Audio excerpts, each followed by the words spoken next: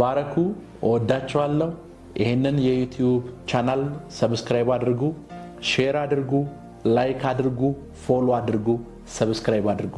ሻሎም። ዛሬ ስለ መንፈሳዊ ረሃብ ነው የምንማማረው። መጽሐፍ ቅዱስ የያዝን ሰዎች የሉቃስ ወንጌል ምዕራፍ 6 እንከፍታለን። ከቁጥር 12 እስከ 16 ይጸልይ ዘንድ ወደ ምን ወጣ? ወደ ተራራ ወጣ። ሌሊቱን ሁሉ ወደ እግዚአብሔር ሲጸልይ አደረ። ስንት ሰዓት? ሌሊቱን ሙሉ በእግዚአብሔር ፊት ሲጸልይ አደረ። እሺ። በነጋም ጊዜ ደቀ መዛሙርቱን ጠራ። ከነሱም 12ቱን መረጠ። ደግሞም ሐዋርያት ብሎ ሰየማቸው። ከዛም ሐዋርያት ብሎ ሰየማቸው። እነርሱ ጴጥሮስ ብሎ እንደገና የሰየመው ስምዖን፣ ወንድሙም እንድርያስ፣ ያዕቆብ፣ ዮሐንስም፣ ፊልጶስም፣ በርተሎሜዎስም፣ ማቴዎስም፣ ቶማስም፣ የእልፍዮስ ልጅ ያዕቆብና ቀናተኛ የሚባለው ስምዖንን፣ ያዕቆብም፣ ይሁዳም አሳልፎ የሰጠውንም የአስቆሮቱ ይሁዳ ናቸው። ክብር ለኢየሱስ ይሁን። አሁን ያነበብነው የመጽሐፍ ቅዱስ ክፍል ውስጥ አንድ ነገር እናያለን። እሱም ምንድነው የምናየው? ጌታ ኢየሱስ ሌሊቱን ሙሉ ምን ሲል አደረ? ሲጸልይ አደረ። ሌሊቱን ሙሉ ሲጸልይ ሲያድር እዚህ ስፍራ ላይ ሌሊቱን ሙሉ ሲጸልይ ያደረው ለአንድ ምክንያት ነው። እሱም 12 ሐዋርያት ለመምረጥ። ያ ማለት ለእያንዳንዱ አንዳንድ ሰዓት ጸልዩላቸዋል። ለእያንዳንዱ ለሚመርጣቸው ሰዎች አንዳንድ ሰዓት ጸልዩላቸዋል። አስቡት፣ 12 ሰዓት ሙሉ ሌሊቱን ሙሉ ሐዋርያቶችን ሊመርጥ 12 ሰዓት ሙሉ ጸልዮ ሲጨርስ ከደቀ መዛሙርቶች መካከል ሐዋርያ ብሎ የመረጠው ሌባ የሆነው ይሁዳን ነው። ከ12 ሰዓት ጾም ጸሎት በኋላ ሐዋርያ ሲመረጥ የመጀመሪያው የተመረጠው ሐዋርያ ሌባው ይሁዳ፣ በጣም ችኩሉ ጴጥሮስ፣ እንዲሁም የነጎድጓድ ልጆች የሚባሉት ሁለት ወንድማማቾች ዮሐንስና ያዕቆብ፣ ያ ማለት ባይ ኤኒሚስ ተዋጊ፣ ተጣይ፣ ተደባዳቢ የሆኑ ሰዎች ናቸው የተመረጡት። አስቡት፣ እነዚህ ሐዋርያቶች የተመረጡት ከ12 ሰዓት ምን በኋላ ነው? አስቡት፣ ከ12 ሰዓት ጾም ጸሎት ወይም ከ12 ሰዓት ያልተቋረጠ ጸሎት በኋላ የእግዚአብሔር ሰው ምረጡ ስትባሉ ይሁዳን ስመርጡት። እየሰማችሁ ነው? እና ይሄ ሰውዬ ሐዋርያ ነው ብላችሁ እንትን ስትሉት ይሄ ሰውዬ ሐዋርያ ነው። ከዛስ ከ12 ሰዓት ጾም ጸሎት በኋላ ችኩሉ ጴጥሮስን ስትመርጡት 12 ሰዓት ሙሉ ጸልያችሁ። ጌታ ኢየሱስ 12 ሰዓት ሙሉ ሌሊቱን ሙሉ ሲጸልይ አድሮ የምርጫ ሰዓት የመረጣቸው ሰዎች በሰው አስተሳሰብ በሰው አእምሮ መንፈሳዊ ናቸው ተብሎ የማይታሰቡ ሰዎች ናቸው። ክብር ለኢየሱስ ይሁን። አይኖ በእንደዚህ አይነት ምርጫ ተመርጣን ነው ሁላችንም ወደ እግዚአብሔር መንግሥት ውስጥ የገባ ነው። ማለት ወደ አገልግሎትም ስንገባ ወደ እግዚአብሔር መንግሥት ውስጥም ስንገባ ለአገልግሎትም ለእግዚአብሔር መንግሥት ብቁ ስለሆን ሳይሆን በሱ ምርጫ ነው የገባ ነው። ክብር ለኢየሱስ ይሁን። ክብር ለኢየሱስ ይሁን።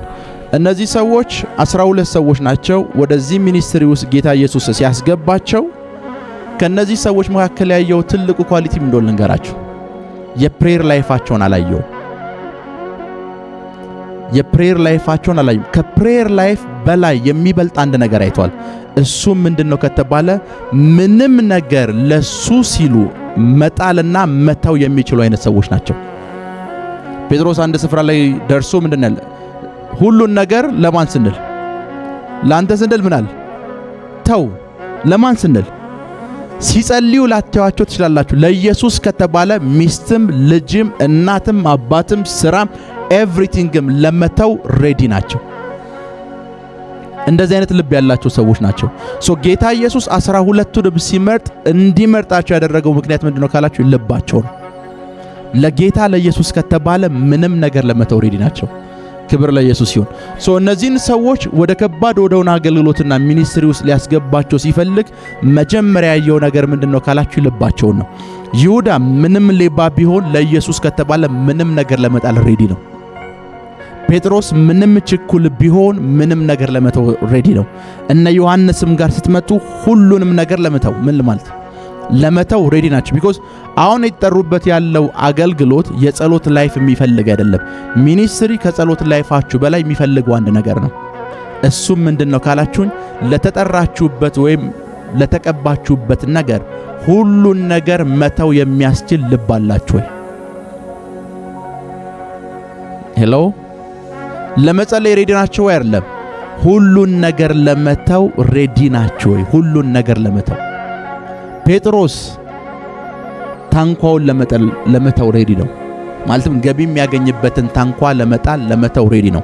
እነ ይሁዳ ችግር የለባቸውም። ሌሎቹም ጋር 12ቱም ትልቁ ኳሊቲያቸው ምንም ነገር ለመጣል ሬዲ ናቸው። ጌታ ኢየሱስ 12 ሰዓት ሙሉ ጸልዮ ሲመለስ ሌባውን ይሁዳና ችኩሉን ጴጥሮስን ሲመርጥ ሜቢ እዛ ውስጥ ያሉ ሰዎች ጥያቄ ሊፈጥርባቸው ይችላል።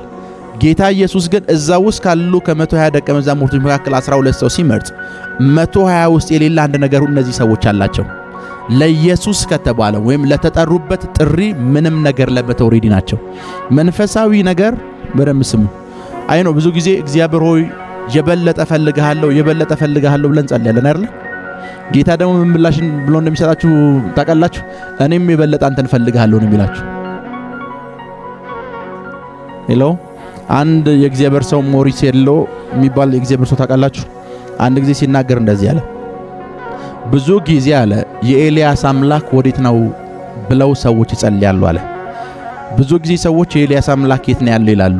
የኤልያስ አምላክ አሁንም አለ። ትልቁ ችግር ግን የኤልያስ አምላክ ሳይሆን ችግሩ አለ የአምላክ ኤልያሶች የሉ።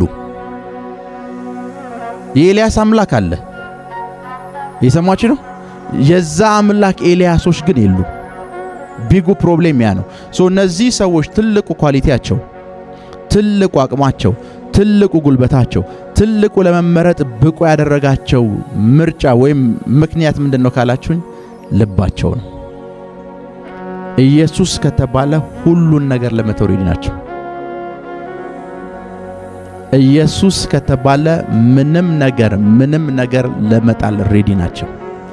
በመንፈሳዊ አገልግሎትና በመንፈሳዊ ጉዟችሁ ወይም ህይወታችሁ ውስጥ መንፈሳዊ ረሃብ ውስጣችሁ የተፈጠረ መንፈሳዊ ረሃብ ካለ ያ መንፈሳዊ ረሃብ ግሎሪን ወይም ክብርን ወደ ህይወታችሁ እንዲያመጣላችሁ ከተፈለገ ማድረግ ያለባችሁ አንድ ነገር ምን ታውቃላችሁ? ምንም ነገር ለመጣል ሬዲ መሆን መቻል አለባችሁ።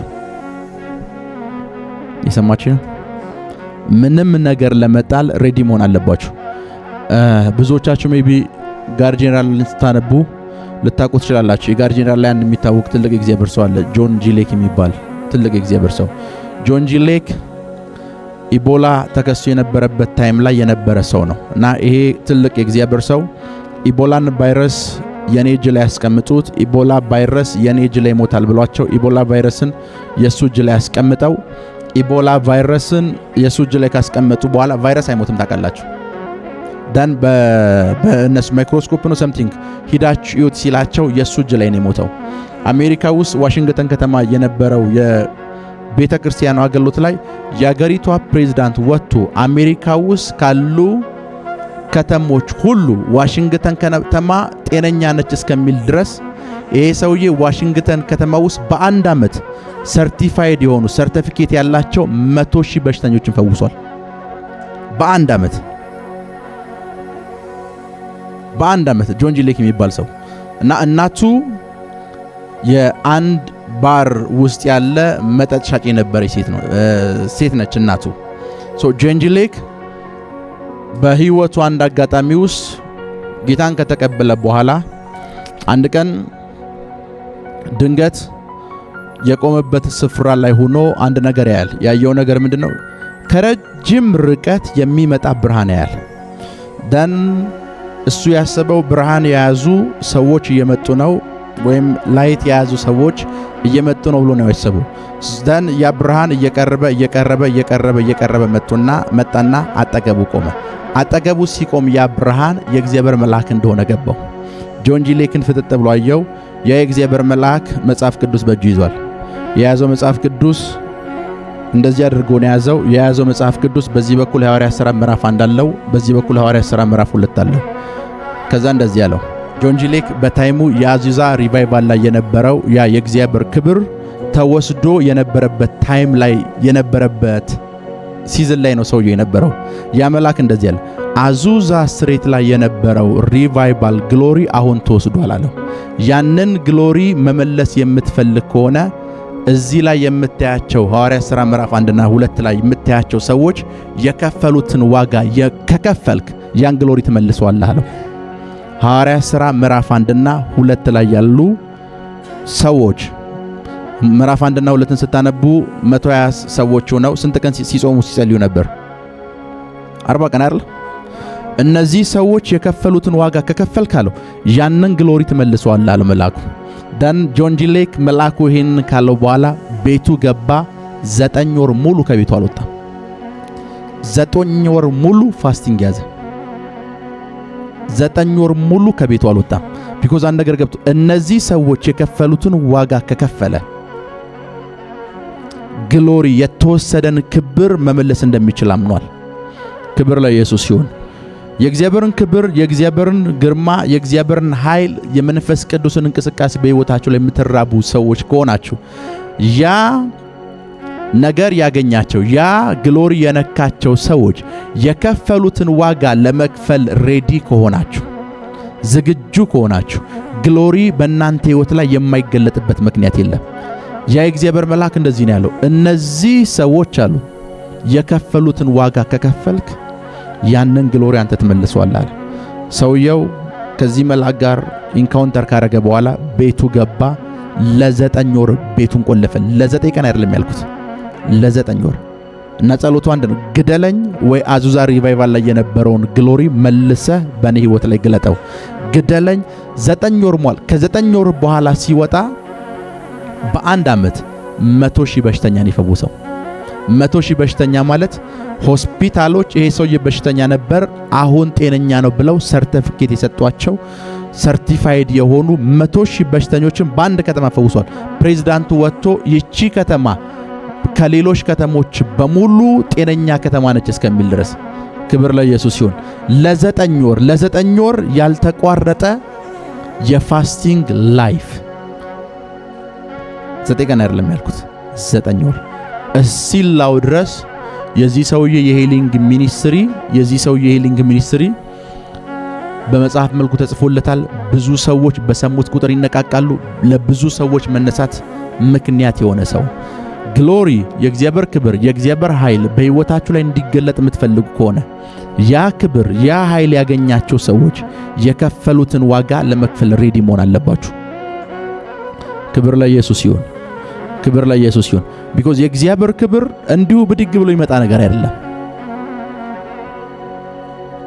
መንፈሳዊ እንቅስቃሴ ወይም የመንፈስ ቅዱስ እንቅስቃሴ ሰደሊ ብድግ ብሎ ይመጣ ነገር አይደለም።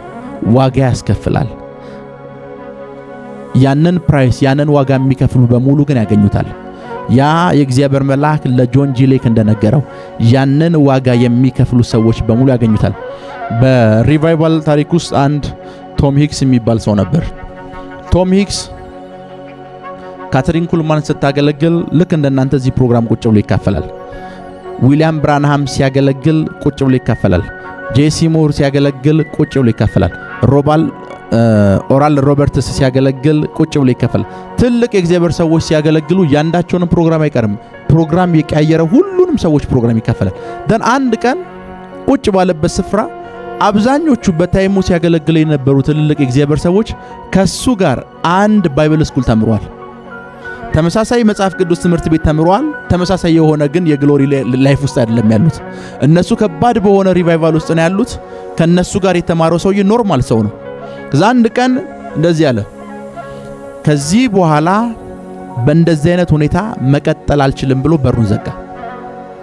ደን እግዚአብሔር ሆይ እስክትገለጥልኝ ድረስ አንተ ወደ እኔ ላይፍ መጥተህ የት እንዳለ እስከምትነግረኝ ድረስ በሬን አልከፍተውም ብሎ ውሃ ብቻ እየጠጣ 40 ቀን ፋስቲንግ ያዘ። ቀን 1 ቀን 2 ቀን 3 40 ቀን ፋስቲንጉን ሲጨርስ ሰማይ ዝም አለው፣ ምላሽ የለም። እና ከ40 ቀን ፋስቲንግ ልክ ሲወጣ ሸምበቆ ወይም ቅጠል አክሎ ነው የወጣው ሰውየው። ደን አሁን ሰማይ ዝም ብሏል። ነቲንግ የተፈጠረ ነገር የለም።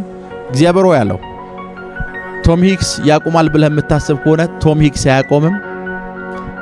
ድጋሚ 40 ቀን ገባለሁ ብሎ ትንሽ ምግብ በልቶ ድጋሚ 40 ቀን ገባ። አሁንም ድጋሚ 40 ቀን ገብቶ ነቲንግ የተፈጠረ ነገር የለም። አሁንም ሰማይ ጸጥ አለ። አስቡት፣ ይሄ ሰው የሁሉንም ሰዎች የእግዚአብሔር ሰዎች ፕሮግራም በየስፍራው እየሄደ የሚታደም በየስፍራው እየሄደ ዋው የእግዚአብሔር ሥራ እያለ የሚደነቅ ሰው አንድ ቀን ቁጭ ብሎ ሲያስብ ኦራል ሮበርትስ፣ ዊሊያም ብራንሃም፣ ካትሪን ኩልማን፣ እነ ጄሴ ሙር፣ እነ ጆኮ የሚባሉ የእግዚአብሔር ሰዎች በታይሙ የነበሩ ትልልቅ የእግዚአብሔር ሰዎች በሙሉ አብዛኞቹ ከሱ ጋር አንድ ትምህርት ቤት መጽሐፍ ቅዱስ ትምህርት ቤት የተማሩት ከኔ ጋር ተመሳሳይ የሆነ መጽሐፍ ተምረን ሆይ እነዚህ ሰዎች የተለየ ነገር ይገለጥባቸዋል ብሎ በከባድ ረሃብ ውስጥ ነው የገባው። ሁለተኛውን 40 ቀን ፋስቲንግ ሲይዝ አሁንም ምንም የተፈጠረ ነገር የለም። እግዚአብሔር ሆይ አለ አሁንም በኔ ሕይወት ላይ አንድ ከባድ ክብር ካልገለጥክ ወይ ሞታለሁ ወይ አንተ ትመጣለህ ብሎ ለሶስተኛ ጊዜ ፋስቲንግ ውስጥ ገባ ቶም ሂክስ። በ120ኛው ቀን በፋስቲንጉ በሶስተኛው ፋስቲንግ የ40 ቀን ፋስቲንግ ታይም ላይ አንድ እግዚአብሔር መልአክ ወደሱ መጣ። ጸሎትህ አለው በእግዚአብሔር ዙፋን ፊት ተሰምቷል። እኔ ከእግዚአብሔር ዘንድ ተልኬ ነው የመጣሁት። ስሜ አለው ሂሊንግ ሬን ይባላል አለው። እስክትሞት ድረስ እግዚአብሔር በምትሄድበት ስፍራ በሙሉ እንድከተልህ ልኮኛል አለው። ካለው በኋላ አርጀንቲና ሂድ፣ ፔሮን የሚባል ሰው ሂደህ አግኛለሁ። ስለ አርጀንቲና ምንም የሚያውቀው ነገር የለም። መልአኩ እንደነገረው ትኬት ቆረጠ፣ አርጀንቲና ሄደ። አርጀንቲና ከሄደ በኋላ ሆቴል ያዘ። ከኤርፖርት ጀምሮ ሰዎችን ይጠይቃቸው መጣ። ፔሮን የሚባል ሰው ማን ነው? አርጀንቲና ውስጥ ፔሮን የሚባል ሰው አለው? ቢያንስ የአባቱን ስም እንኳን አልያዘም። ፔሮን ማን ነው? ፔሮን ማን ነው? ፔሮን ማን ነው? ደን በጊዜው አርጀንቲና በኮሚኒስት ስርዓት ውስጥ ያለች መጽሐፍ ቅዱስን የምጠላ የወንጌል እምነትን የምጠላ የሶሻሊስት ሀገር ነች በታይሙ። አንድ ቀን ከሩሙ ወጥቶ ሩሙ አካባቢ ያለውን ማናጀርና ሪሴፕሽን ውስጥ ፔሮን ማን ነው? ፔሮንን ላገኝን የመጣሁት አላቸው። ፔሮን ማለትማ እዚህ አደባባይ ጋር የምታየው ትልቁ ቤተ መንግስት ያለ አሉት። አዎ ፔሮን ማለት እዛ ውስጥ የሚኖረው የአርጀንቲና ፕሬዝዳንት ነው አሉት። ፔሮን የሚባለው ሰው የአርጀንቲና ፕሬዝዳንት መሆኑን ሳያቅ ነው አርጀንቲና ድረስ የመጣው። ከሆቴል ወጥቶ ወደ ቤተ መንግስቱ ጉዞ ሲጀምር አንድ ነገር ተፈጠረ። ቤተ መንግስቱ ጋር ያለው ጸጥታ ዞር በል አለው። ዞር በል፣ እዚህ አካባቢ ሌላ ችግር እንዳትፈጠር ተመለስ አሉት። ኖ ጆዋን ፔሮንን ላገኘን የመጣሁት ይህንን ሰውዬ ሳላገኝ አልመለስም አለ። የቤተ መንግስቱ ጥበቃ ጋር እየተጨቃጨቀ አንድ ሰው የቤተ መንግስቱን በር የውጭውን በር ከፍቶ ሲወጣ አየው። ምን ፈልገህ ነው አለው። ፔሮንን ፈልጌ ነው አለው። ፔሮን እኔ የግል ጥበቃው ነኝ የፔሮን ለፔሮን ምን ልትነግረው ነው የመጣው አለው። ለፔሮን ልነግረው የመጣሁት አርጀንቲና ላይ ትልቅ የፎስ ፕሮግራም ላደርግ ነው የመጣሁት፣ ለሱ እንዲተባበረኝ ነው የመጣሁት አለ። ኦኬ ፔሮን ጋር ከመድረስ በፊት አለው እኔ ስኳር አለብኝ፣ ደም ግፊት አለብኝ፣ ይሄ ሁሉ በሽታ አለብኝ፣ እኔን ከፈወስከኝ አለው ፔሮን ጋር አገናኛለሁ አለው። ከዛ የፔሮን የግል ጥበቃ የሆነውን ሰውዬ ኦኬ ካንተ ልጀምር ብሎ እጁን ጭኖ ጸልየለት ሰውየው ወደቀ። ደን ሲነሳ አሁን ያለብኝ በሽታዎች በሙሉ ለቀውኛል፣ ነገናና ፔሮን እናገናኛለሁ አለው። ደን በነገታው መጣ፣ ሰውየውን አገኘው። የአርጀንቲናውን ፕሬዝዳንት ጆዋን ፔሮን አገኛቸው። ለጆዋን ፔሮን ስለ ጌታ ነገራቸው። የፈውስ ፕሮግራም ሊያደርግ እንደመጣ ሲነግራቸው ጆዋን ፔሮን በጌታ አያምንም፣ ምንም መንፈሳዊ ነገር አያውቅም። ኦኬ ፈውስ ልታረግ ነው በዚህ ሀገር የመጣው አለው። ፈውስ ፕሮግራም ልታረግ፣ ፈውስ ኮንፈረንስ ልታረግ፣ እሱ እንድፈቅደልን የመጣው አለው። እንደዛ ከሆነ አለ የኔ ፊት ፓራላይዝ ነው አለው። ሰውየው ፊቱ ፓራላይዝ ነው፣ በሽተኛ ነው ፕሬዝዳንቱ። እኔን ከፈወስከኝ አለው ፈውሱን ማድረግ ትችላለህ። ኦኬ እጁን ጫነ። ልክ ሲጭን ፕሬዝዳንት የአርጀንቲና ፕሬዝዳንት ጆዋን ፔሮን ወደቁ። ፓራላይዝ የነበረው ሰውነታቸው ተፈወሰ። ደን ብድግ ብሎ ተነሱ። እንደዚህ ያሉት መጀመሪያ እዚህ አቅራቢያ ያለ 20,000 ህዝብ የሚይዝ ስቴዲየም አለ፣ ማስታወቂያ ይነገራል፣ ህዝብ በሙሉ እዛ ጋር ይሰበሰባል፣ እዛ በሽተኛ እንሰበስባለን፣ ፕሮግራም እዛ ታረጋለህ አሉት። ማስታወቂያ ተነገረ፣ ሁሉም ነገር ተደረገ። ቶም ሂክስ ስቴጅ ላይ ወጣ፣ መጸለይ ጀመረ። መጸለይ ሲጀምር አንድ ችግር ተፈጠረ። ምን የተፈጠረው?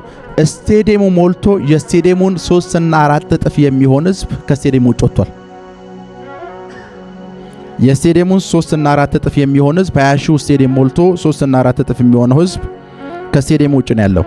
ደን ቶም ሂክስ እነሱን መድረስ ስለማይችል አንድ ነገር ነገራቸው። የተፈወሳችሁ ሰዎች እየሮጣችሁ ነው፣ የስቴዲየሙን ግድግዳ አሁን ብትነኩት ትፈወሳላችሁ፣ ኃይል ወደዛ አልፏል አላቸው። ከስቴዲየም ውጭ የነበሩ ሰዎች አስቡት፣ የስቴዲየሙን ግድግዳ እየነኩ ተፈወስን እያሉ ወደ ስቴዲየሙ መግባትና መሮጥ ጀመሩ። ይሄ ኮንፈረንስና ፕሮግራም ሲያቋርጥ ለ1 ወር ቆየ። ለ1 ወር እዛ ስቴዲየም ላይ በየቀኑ ፕሮግራም የተደረገ ቆየ።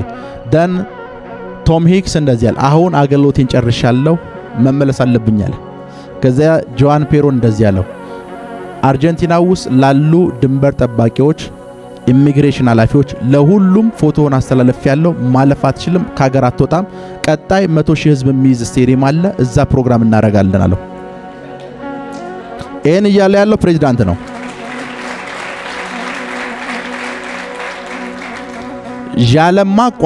ያለማቋረጥ የ3 ወር ሂሊንግ ሬን የሚል ትልቅ ፕሮግራም አርጀንቲና ምድር ውስጥ አድርገው ወጡ። ምንላችሁ ነው ጆን ጂ ሌክ እና ቶም ሂክስን ያነሷቸው? የሁለቱንም ላይፍ የቀየረው ነገር ምንድነው ካላችሁኝ፣ ረሃባቸው። ጆን ጂ ሌክ መልአክ መጣ፣ እነዚህ ሰዎች የከፈሉትን ዋጋ ከከፈል ካለው የአዙዛው ሪቫይቫል ክብር ይመለሳል አለው። ደን 9 ወር ሙሉ ነው ቤቱን ይዘጋው። 9 ቀን አይደለም 9 ወር ሙሉ። ከ9 ወር በኋላ ሲወጣ በአንድ ዓመት ዋሽንግተን ከተማ ውስጥ 100 ሺህ ሰርቲፋይድ የሆኑ በሽተኞች እንዲፈወሱ በአንድ ዓመት ውስጥ። በህይወታችሁ ውስጥ መንፈሳዊ ረሃብ ብቻውን ምንም የሚፈጥረው ነገር የለም። መንፈሳዊ ረሃባችሁ ወደ ጾም፣ መንፈሳዊ ረሃባችሁ ወደ ጸሎት እስካልመራችሁ ድረስ በእናንተ ህይወት ውስጥ የሚገለጥ ክብር የሚባል ነገር አይኖርም። መጽሐፍ ቅዱስ እንደሚታወቃላችሁ ጌታ ኢየሱስ ስለ ጸሎት ሲያስተምራቸው እንደ ፈሪሳውያን፣ እንደ ሰዱቃውያን፣ እንደ ህግ መምህራኖች አትኗል። በምትጸልይበት ሰዓት እልፍኝህን ወይም በርህን ምን በለው ቆልፍ። ያ ማለት በምትጸልይበት ሰዓት በርህን ከፍተህ የምትወጣው የሆነ ነገር ብቻ ሲያገኝ መሆን አለበት። ሌሎቹ ፕሬ ያደረጉ በራቸውን ከፍተው ራሳቸው ይወጣሉ። እነዚህ እግዚአብሔር ሰዎች በራቸውን ከፍተው የሚወጡት አንድ መልአክ ሲመጣ፣ አንድ መለኮታዊ ኢንካውንተር ሲያጋጥማቸው ብቻ ነው። አንድ መለኮታዊ ኢንካውንተር ሲያጋጥማቸው ብቻ ነው። ዛሬ በህይወታችሁ ላይ መንፈሳዊ ረሃብ መቀስቀስ ፈልጋለሁ። በህይወታችሁ ላይ መንፈሳዊ ረሃብን መቀስቀስ ፈልጋለሁ። እግዚአብሔር ሆይ በኔ ህይወት ላይ አንዳች ነገር እስካላደረክ ድረስ በፍጹም አልለቀህም። በኔ ህይወት ላይ አንዳች ተአምር እስካልፈጠርክ ድረስ፣ አንዳች ነገር እስካልፈጠርክ ድረስ፣ ከባድ ክብር እስካልገለጥክ ድረስ፣ ከባድ ደመና ወደ ህይወቴ እስካልመጣ ድረስ በፍጹም ማለት መቻል አለባችሁ። በፍጹም ማለት መቻል አለባችሁ። ያ መልአክ እንዳለው እነዚህ ሰዎች አለው የከፈሉትን ዋጋ እስከ ከፈልክ ድረስ ያ ክብር ይመለሳል። እነዚህ ሰዎች ምን ያሉትን የከፈሉትን ዋጋ እስከ ከፈልክ ድረስ። የእግዚአብሔርን መንገድ ጭልፊቶች አያውቋትም። ጭልፊት የሆኑ ሰዎች የእግዚአብሔርን መንገድ አያውቁ። ጭልፊት የሆኑ ሰዎች ታውቃላችኋል፣ ቦም የሆነች ነገር አግኝተው ላጥ ብሎ መሄድ ነው። በእግዚአብሔር ክብር መነሳት፣ በእግዚአብሔር ኃይል ብድግ ብላችሁ መነሳት ከፈለጋችሁ አንድ ነገር ያስፈልጋችኋል። መንፈሳዊ ረሃባችሁ ከባድ ወደሆነ ዲፕ ወደሆነ ጥልቅ ወደሆነ የጾም ጸሎት ህይወት በራችሁን ወደ መቆለፍ ላይ ውስጥ ሊያስገባችሁ ይገባል። ክብር ለኢየሱስ ይሁን። በሚመጡ ዘመናቶቻችሁ የምትቀልዱ አይነት ሰዎች መሆን የለባችሁ። በሚመጡ ዘመናቶቻችሁ ምንም አይነት ዋጋ ለመክፈል ሬዲ የሆናችሁ አይነት ሰዎች መሆን አለባችሁ። ክብር ለኢየሱስ ይሁን። በሚመጡ ዘመናቶቻችሁ እስኪ 2 ደቂቃ ልስጣችሁ፣ በልሳኖቻችሁ መጸለይ ጀምር። የሆነ መንፈሳዊ ረሃባችሁ በኃይል እንዲቀሰቀስ እፈልጋለሁ። ላፕራካቶን ዳራባሲያቴ ጄሌብሬዲያ ክራዶሳታይ ፕሮኮቶሳሊ ፕራዲያኮሳንታይ ጄሌብሬዲያ ክራዶሳታካቴ ፕሮኮቶ ሳሊ ፕራዲያ ኮሳንታይ ፕሮንዶ ሳቲክል ሃርዲያ ፒካቶ ሳቴ ጄሌ ብሬዲያ ክራዶ ሳንታይ ራጋዴሌ ቦሳቲክል አርዳባሲያንቴ ጄሌ ብሬዲያ ጋዴ ዲሊ ብሬዲያ ክራዶ ሳንታራ ባሃሻዴ ፕሮኮቶ ሳሊ ፕራዲያ ኮሳንታይ ጄሌ ብሬዴ ጌዴሌ ቦስ ራካቶ ሳታካቴ ጄሌ ብሬዲያና ማንዴሬ ቦሳታይ ላብራ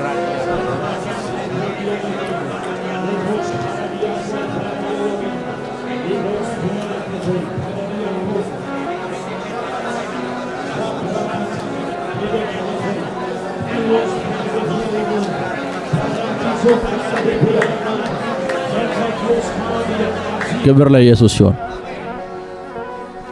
ፍጥረታዊ በሆነው ዓለም መራብ ስትጀምሩ መጠማት ስትጀምሩ እየደከማችሁ እየሞታችሁ ነው የምትመጡት።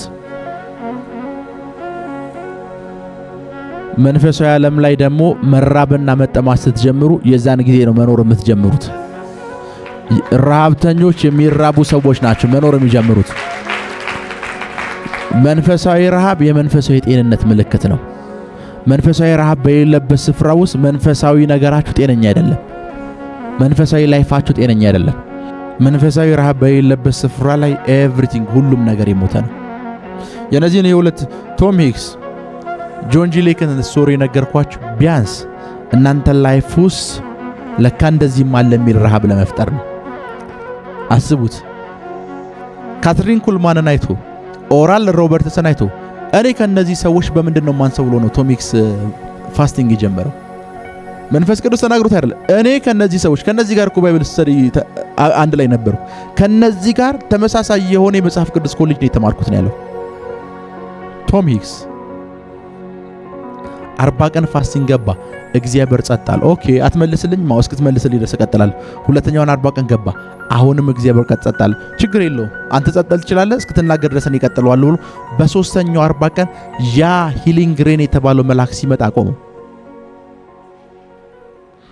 ያ ሂሊንግ ሬን የተባለ እግዚአብሔር መልአክ ሲመጣ አቆመው። ደን ሙሉ አርጀንቲና ውስጥ ከባድ የሆነ ሶሻሊስት የሆነች አገር ፕሬዝዳንት ለ3 ወር ፕሮግራም ስቴዲየም ላይ እንዲያደርግ እስኪፈቅድለት ድረስ ቦንኬ የሚባል ሰው ታውቃላችሁ? ጀርመናዊ ነው እና ጥቂት ቲኔጀር ጓደኞቹ ጋር በየቀኑ ቸርቹ ሲጸልይ ጸሎቱ ላኬ ነው። እግዚአብሔር ሆይ ወደ አንድ ስፍራ ላከኝ፣ በወንጌል ሰዎች መረስ ፈልጋለሁ፣ ላከኝ ነው። ይሄ ላከኝ ወደ አፍሪካ ላከኝ ወደ አውሮፓ ላከኝ እንደሚለው መዝሙር አይደለም። የምትሄዱበትን መርጡት እናንተ አይደላችሁም። የምትሄዱበትን የሚመርጥላችሁ የሚልካችሁ ነው። ረጅም ታይም ፋስቲንግ ይይዛል፣ ይጸልያል፣ ፋስቲንግ ይይዛል፣ ይጸልያል። ደን አንድ ቀን ለመጽሐፍ ቅዱስ ትምህርት ለንደን ይሄዳል። ለመጽሐፍ ቅዱስ ትምህርት ለንደን ሲሄድ አንድ ስፍራን በባስ እያለፈ ያለ የአንድ ሰው ቤት በር ላይ የተጻፈ ጽሑፍ አስቆመው። ያ በር ላይ የተጻፈው ጽሑፍ ምንድነው? እሱ በታሪክ የሚያውቀው ከባድ ሪቫይቫል እንግሊዝ ምድር ላይ ፈጠረ የእግዚአብሔር ሰው ቤት ነው። ይህንን ቤትማ ማለፍ የለብኝም ብሎ ገባ። አንኳኳ። ሲያንኳኳ የሰውየው ሚስት ተከፈተችለት። የሰውየው ሚስት ተከፍተለት ምን ነበር ስትለው እግዚአብሔር ሰው እንተናን ፈልጌ ነው አላት። የለም አለችው። ሰውየው ውስጥ አለ። የለም አለችው። ሰውየው ሸምግሏል፣ ቦልቸር ነው የሚሄደው። የለም አለችው። ከዛ ከውስጥ አስገቢው የሚል ድምፅ ሰማ። ከፍታ አስገባችሁ። ቦንኬ ሰውየውን ሲያው ደነገጠ። ሰውየው ቦልቸር ነው ያለው። ያ ሰው ሙሉ ዩሮፕን በወንጌል አገልግሎት የነካ የደረሰ ሰው ነው። ቦንኬን አየውና እኔ ላይፍ ላይ ያለ ጸጋ ወደ አንተ ህይወት ይተላለፍ ብሎ ጸልየለት። ልክ ከዛ ጸሎት በኋላ መንፈስ ቅዱስ ቦንኬን ወደ አፍሪካ ሄድ ብሎ ተናገረው። አስቡት፣ ጀርመን የኖረን ሰው ወደ አፍሪካ ሄድ። ናይጄሪያ ውስጥ በቦንኬ አገልግሎት ስንት ሚሊዮን ሰው ወደ ጌታ እንደመጣ ታውቃላችሁ? 35 ሚሊዮን ህዝብ ነው ወደ ጌታ የመጣው። አንድ ጊዜ ካኑ የሚባል ሀገር ናይጄሪያ ውስጥ ካኑ የሚባል ይሄ አፋር ክልል፣ አማራ ክልል፣ ትግራይ ክልል፣ ኦሮሚያ ክልል እንደምንለው ካኑ የሚባል ስቴት አለ ናይጄሪያ ውስጥ። በሙሉ ሙስሊም ብቻ ያለበት ሰፈር ነው። ኖ ዋን አንድ ክርስቲያን ደፍሮ እዛ ከተማ ውስጥ ከገባ በህይወት አይወጣም። ቦንኬ እዛ ከተማ ውስጥ ትልቅ ኩርሲ ያደርጋለሁ ብሎ ማስታወቂያ ተናገረ። ብዙ ነገር አገሪቷ ባንድ እግሯ ቆመች። ይሄ ሰውዬ ሊሞት ይችላል ተብሎ መንግስት ከባድ እጀባ አድርጎለት ከተማ ውስጥ ገባ። እሱ ፕሮግራም ላይ በታይሙ 6 ሚሊዮን ሙስሊሞች ተገኙ። ማየት የሆነ የእግዚአብሔር እጅ ተንቀሳቀሰ። ሰዎች ተፈወሱ። ከመካከላቸው አንድ ሰው እስከማይቀር 6 ሚሊዮንም ጌታን ተቀብለው ወጡ። መንፈሳዊ ስኬት የመንፈሳዊ ረሃብ ውጤት ነው።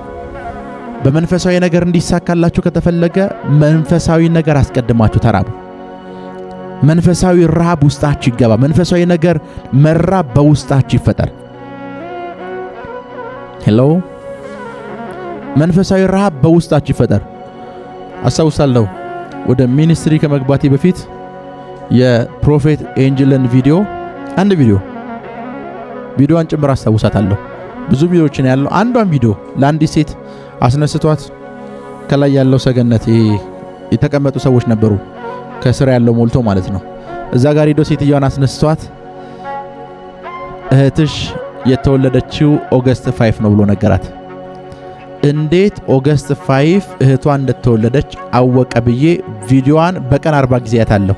በቀን 40 ጊዜ ማየት ብቻ አይደለም፣ ለአንድ ወር ለሁለት ወር ያለማቋረጥ እንዴት ይሄ ሰው ያወቀ ብዬ ያችን ቪዲዮ ቁጭ ብያታለሁ።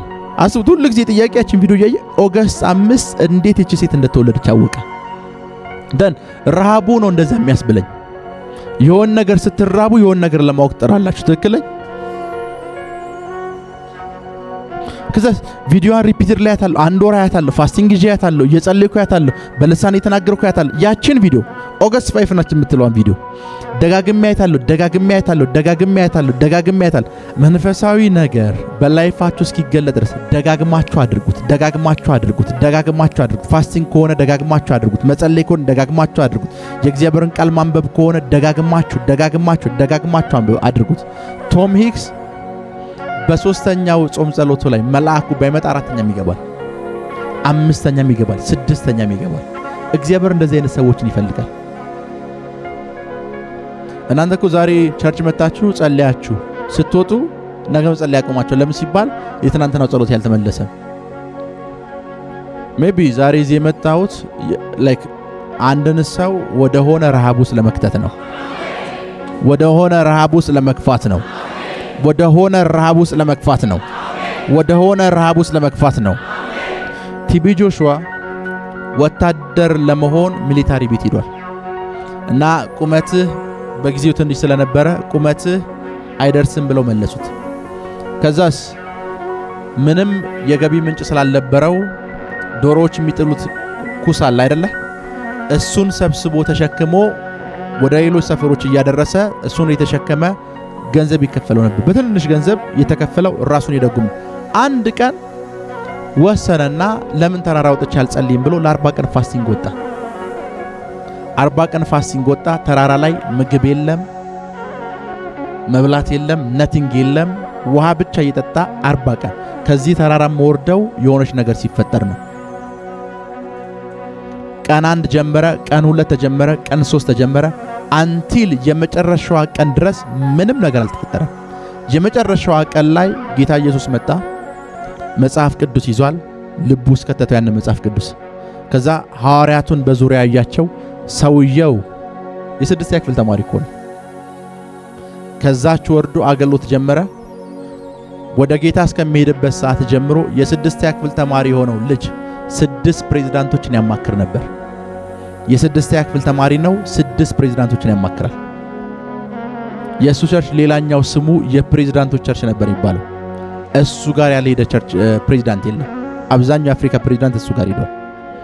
ይሄ ሰውዬ ዓለም በሙሉ ይሄንን ሰውዬ ከማወቁ በፊት ዓለም በሙሉ ይሄን የሱን ፊትና ስም ከማወቁ በፊት ይሄ ሰውዬ ያደረገው ነገር አንድ ነው። ተራራ ላይ ወጥቶ እግዚአብሔር ሆይ አንድ ነገር እስክታደርግ ድረስ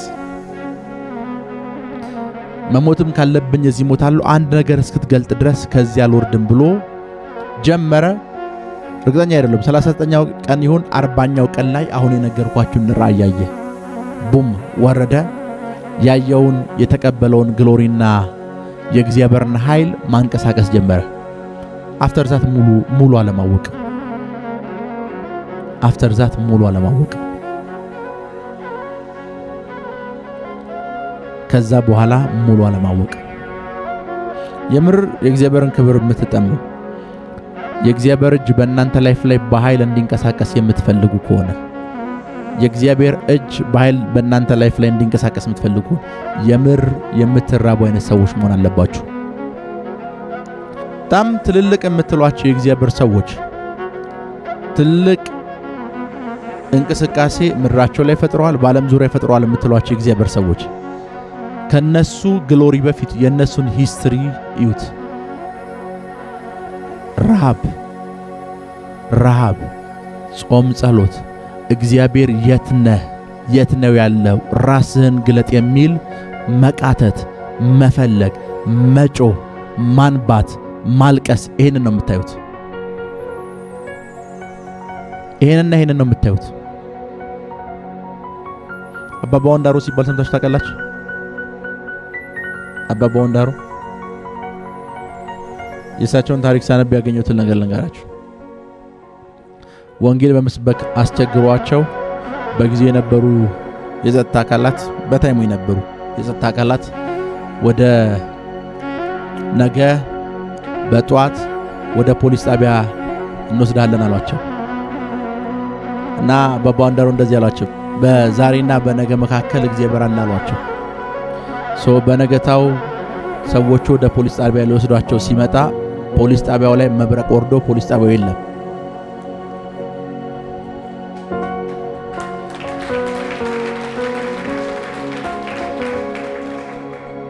ፖሊስ ጣቢያው ላይ የለም። ረጅም ዓመት ሰውየው ሞተው የሞቱበት አፈር ብዙ በሽተኞችን ይፈውስ ነበር። ብዙ በሽተኞችን ወላይታ ምድር ውስጥ እሳቸው የሞቱበት መቃብር ነው ተብሎ ከዛ አፈር የተወሰደ ረጅም ዓመት የአባባ ወንዳሮ አምላክ የተባለ ይጸልያል አይደል? እስቲላው ድረስ ወላይታ ብትሄዱ አባባ ወንዳሮ አምላክ ካለ በቃ አንዱ የወላይታ ተወላጅ በቃ ማመን አለባችሁ። እሳቸው እስቲላው ድረስ የአባባ ወንዳሮ አምላክ ነው ይባላል። መጽሐፍ ቅዱስን ከዘፍጥረት እስከ ራዕይ ያነበቡ ሰውዬ አይደሉም። ነገር ግን መጽሐፍ ቅዱስን ከዘፍጥረት እስከ ራዕይ ካነበቡ ሰዎች በላይ ከዘፍጥረት እስከ ራዕይ የተጻፈለትን አምላክ ከነሱ የበለጠ ይራቡታል፣ ከነሱ የበለጠ ይጠሙታል። ክብር ለኢየሱስ ይሁን። አስቡት፣ መጽሐፍ ቅዱሳችሁን አንብባችሁት የመጽሐፍ ቅዱስን አምላክ የሚፈልግ ልብ እናንተ ውስጥ እስካልተፈጠረ ድረስ ያነበባችሁት ተረት ተረት ነው። መጽሐፍ ቅዱስን አንብባችሁ የመጽሐፍ ቅዱስን አምላክ መፈለግ እናንተ ውስጥ ካልተፈጠረ ያነበባችሁት ተረት ተረት ነው ወይ ልብ ወለድ ነው ያነበባችሁት። ቢኮዝ መጽሐፍ ቅዱስን የምናነብበት ትልቁ ምክንያት የመጽሐፍ ቅዱስን አምላክ ለማወቅና እሱ ለመገናኘት ነው። ከባድ ረሃብ በውስጣችሁ ይፈጠር። ሊለቃችሁ የማይችል ረሃብ በውስጣችሁ ይፈጠር። በኢየሱስ ስም ኃይል ይፈጠር። በኢየሱስ ስም ኃይል ይፈጠር። በኢየሱስ ስም ኃይል ይፈጠር። በኢየሱስ ስም ኃይል ይፈጠር። በኢየሱስ ስም ኃይል ይፈጠር። ነግሬያችሁ አውቃለሁ። ለአገልግሎት ዩጋንዳ ሂጄ እና ዩጋንዳ በሄድኩበት አንድ ማይክል የሚባል ልጅ ፕሮፌት እፈልጋለሁ እና ምናምን መጣ። ደን ከመጣ በኋላ ጫማ ይዞ ነበር። ይሄ ጫማ ውድ ነው ላንተ ጊፍት ነው ብሎ ሰጠኝ። ቴንክ ዩ ምናምን አልኩት። ደን ፕሮፌት አለኝ፣ አቤት ሮበርት ካያንጃን ለምን አላገናኘህም አለኝ። ኦኬ ቀጠሮ አስይዛቸው እመጣለሁ አልኩት። ደን የኛን የእሁድ ፕሮግራም ተው ነውና በጊዜ ራሴን ያገለገልኩት በጊዜ ጨረስኩኝ። ኮንፈረንስ ላይ ነበረው ቢኮዝ እሳቸው ማግኘት ስለፈለኩኝ። ረጅም ዓመት ያገለገሉ ሰውዬ ናቸው። ሮበርት ካያንጃ በሄሊንግ አገልግሎትና ሚኒስትሪ በጣም የታወቁ ሰውዬ ናቸው። ለረጅም ጊዜ የዩጋንዳው ፕሬዚዳንት ሙሴቪኒ የጦር ጄኔራሎችን ሰብስቦ ውሳኔ ካስወሰነ በኋላ ይሄንን ውሳኔ ሮበርት ካያንጃ ይየው ከዛ በኋላ እንወስናለን ነው ሰውዬው የሚለው ሙሴቪኒና ቀጠሮ ተያዘ። ሄድን። ስንሄድ ሮበርት ካያንጃ እዛ ጋር የሰበከ ነው። የእሱ ኦፊስ ዳይሬክት ሄድን። እሱ ኦፊስ ስንሄድ አንድ አስታውሳለሁ የእሳቸው ፐርሰናል አሲስታንስ የሆነ ዴቪድ ሞኮኮ የሚባል ስሙ ነው። ዴቪድ ሞኮኮ የሚባል ሰውዬ እዚህ ጠብቋቸው አለ። ደን ማውራት ጀመር። ዴቪድ ሞኮኮ ጋር ማውራት ጀመር እና ዴቪድ ሞኮኮ ጋር ስናወራ ዴቪድ ሞኮኮ አየኝ። ፕሮፌት አለኝ። አቤት አልኩት። የኔን ቪዲዮዎች ያሳዩት አገልግሎቶች ምናምን ያሳዩትና ፕሮፌት አለኝ። አቤት በጣም እድለኛ ነህ አለኝ። ሜቢ ደጋግሜ ነግሬያችሁ ይሆናል። በጣም እድለኛ ነኝ። ኦኬ በምንድን ነው እድለኛ የሆንኩት አልኩት። ከመጠየቄ በፊት ግን ሜቢ እድለኛ ነህ ያለኝ ሮበርት ካያንጃን ማግኘት እንደ ትልቅ እድል ስላስበው ለዚህ ይሆናል እድለኛ ነህ ያለኝ ብዬ አሰብኩኝና ኦኬ ለምንድን ነው ግን ፓስተር ዴቪድ እድለኛ ነህ ያልከኝ ስለው እንደዚህ አለኝ። ዛሬ አለኝ ሮበርት ካያንጃ እና ይቺ ቤተክርስቲያን አለኝ 6ኛ ዓመት ጾም ጸሎታችንን የምንጨርስበት ቀን ነው አለኝ። 6 ዓመት ሙሉ ሮበርት ካያንጃ ከዩጋንዳ ሳይወጣ ጧት ማለዳ 12 ሰዓት ይመጣል፣ ጸሎት ይመራል። 6 ዓመት ሙሉ የማያቋርጥ ፋስቲንግ ላይ ነበር። ስንት አልኩት? 6 ዓመት 6 ዓመት ሙሉ ፋስቲንጋችንን የምንጨርስበት ቀን ነው። 6 ዓመት አልኩት። አዎ 6 ዓመት። ደን ኦኬ ቴንክ ዩ ፓስተር ዴቪድ አሁን ፕሮግራሙን መካፈል ፈልጋለሁ አልኩት። ቢኮዝ የ6 ዓመት የመጨረሻ የጾም ጸሎት ቀን ነው የተገኘ ነው። ከዛ ገባን። እሳቸው ባዶ እግራቸውን ነው እያገለገሉ ያሉት። ስትያቸው በጣም ትልቅ ሰው ነው። ኦልሞስት እድሜያቸው ወደ 70 ይጠጋል። ጥንካሬያቸው ከኛ በላይ ነው። ጫማዎቻቸውን አውልቀው ከዛ እዛን እያገለገሉ ያሉት ምናምን አስቡት። ሞርኒንግ የጀመረ ፕሮግራም እኛ እዛ ሆነን አይ ቲንክ ከሰዓት 12 ሰዓት ሆኗል። 3 ቴንት 3 ትልልቅ አዳራሽ አገልግለው 4ኛው ጋር ገብተው እያገለገሉ ነው። 6 ዓመት ያልተቋረጠ ፋስቲንግ ምን ለመሆን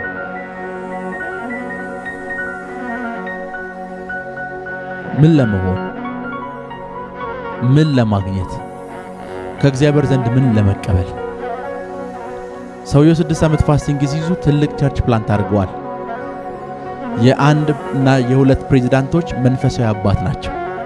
እንደ ሀገር የሚከበሩ ሰው ናቸው። እንደ ሀገር ቢሾፕ ሞንዶ እሳቸው ቸርች ከዘበኛና የጽዳት ሰራተኛ ነበር። የ13 የ14 ዓመት ልጅ እያለ ሮበርት ካያንጃ ናቸው ቢሾፕ ሞንዶን ያሳደጉት። ከዛ ኤሌክትሪሻን ሆኗል። እዛ ቸርች ውስጥ ነው ያደገው ሮበርት ካያንጃ። ስለ ሮበርት ካያንጃ ላይፍ ስታይል ሲነግራችሁ ደነግጣላችሁ። ሰውየው ከፕሬየርና ከፋስቲንግ ውጭ ምንም የሚያውቁት ነገር የለም። መንፈሳዊ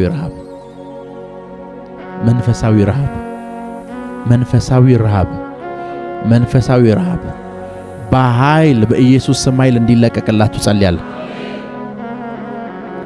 መንፈሳዊ ረሃብ በኃይል በኢየሱስ ስም ኃይል እንዲለቀቅላችሁ ጸልያለሁ። በኢየሱስ ስም በኃይል እንዲለቀቅላችሁ ጸልያለሁ።